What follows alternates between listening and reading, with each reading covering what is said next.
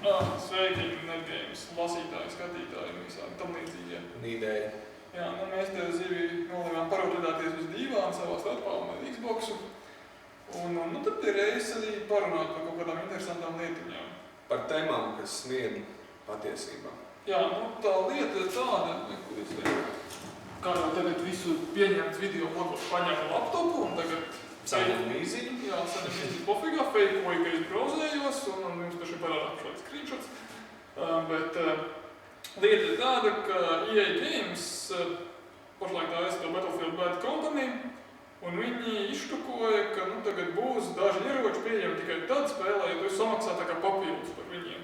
Sanāk, tu samaksā par to, ka nopēc spēli, bet tev ir vēl kaut kāds noteikts skaits ieroči, kas tev pieejami tikai tad, ja tu viņus tā kā negluži abonē, bet tā kā sapiķo vēl ekstra. Un tu visi, protams, rītīgi sašaumējās un teica, tādi naudas mājas ir ieeja un izspiedēja un viņus vispār pie kāķa un tādā garā. Un tad viņi bišķi tā kā apjēdzās un nospied, ka, jā, laikam, tomēr bišķi nepopulārs lēmums, viss būs pieejams tā kā normāli. Es nospiedu, ka mēs varētu nedaudz viņu tā minimāli pakulstīt mēnesis. Jā, tikai nē. Mēnesis mēs bieži kulstam. Jā, fonā mēs paspēlēsim kaut ko no Xboxā. Tātad, elementārs jautājums, kurā pusē no sākuma tu nostājies EA Games vai to protestētāju? Bet, protams, ka protestētāju.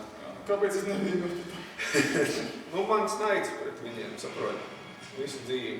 Pret EA Games? Jā, man nepatīk viņu politika un šitie pēdējie izgājieni vispār drausmīgi uzvēl. Labi, bet, teiksim, tas pamatojums ir tieši kāds.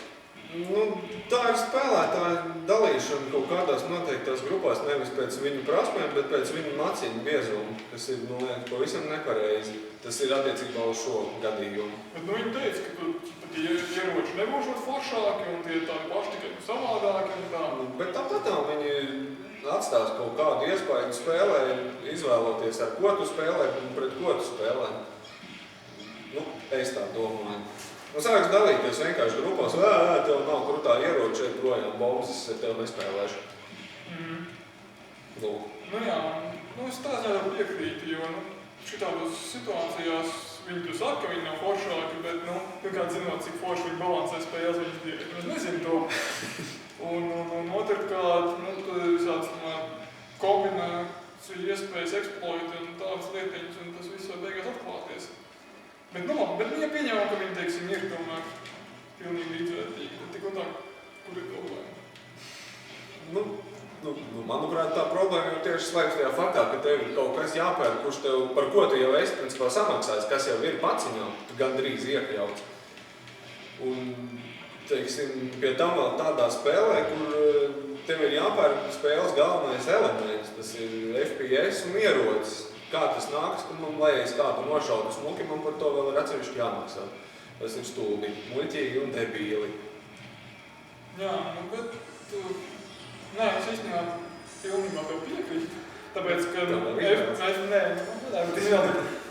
FPS, man liekas, žanrā tas tiešām ir kaut kā baigi dīvaini. Es saprotu, papildus līmeņi, papildus skini, tur kaut kas tāds. Bet, ieroču gadījumā, kaut kā tiešām baigi dīvaini sanāk.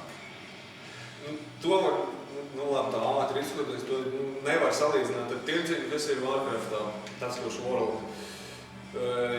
Jo tur reāli pērk darbu, nevis kaut kādu materiālu kā tādu, kurš nav pirms tam lietots un kurš tur beigās privilēģijas dod, jo reāli Warcraftā uzkačāts čars nav ar neko sliktāks ar to, kuru tu esi nopirktis jau uzkačāt. Reāli viņi tur ir līdzvērtīgi, tur tam nav nekādas. Atšķirība ir tāda, ka vienā gadījumā ir iespējams arī nemaksāt, ir izvēle. Ir izvēle, bet šeit izvēles nav.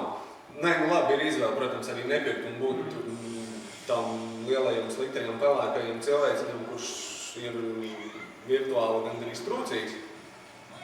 Un ir iespēja, protams, būt krūtam un staigāt ar šikāko ieroci un visu solnot. Jo, kā jau tu pats teici, Electronic Arts ar savu balansēšanas spēju vienkārši īpaši izceļās. Un es domāju, ka šis nebūs tas gadījums, ka tā arī būs, kad ieroči būs sabalansēti ar visu pārējo, un viņi netraucēs nevienam. Un tās ir muļķības, manuprāt. Jā, es tev būtībā piekrītu. ja šī tāds modelis arī aiziet, ka tev ir jāpērk tāds, vitāli svarīgas detaļas spēles, tad, es domāju, tam arī sekot uzreiz pārējās kompānijas, un beigās būtu tā, ka tu reāli nopēc tukšu kastīti, un pēc tam katru mēnesi piepēc kaut ko klāt, kā jau tur bija tajā kampaņā, nopēc spēlē kokus, nopēc spēlē varbūt smuku grafiku, un nopēc varbūt iespēju viņu spēlēt pat online. Jā, mums to vajadzētu noslēgt diskusiju un pabeigšu to marketingu. Savu šito te, nav priektīgu.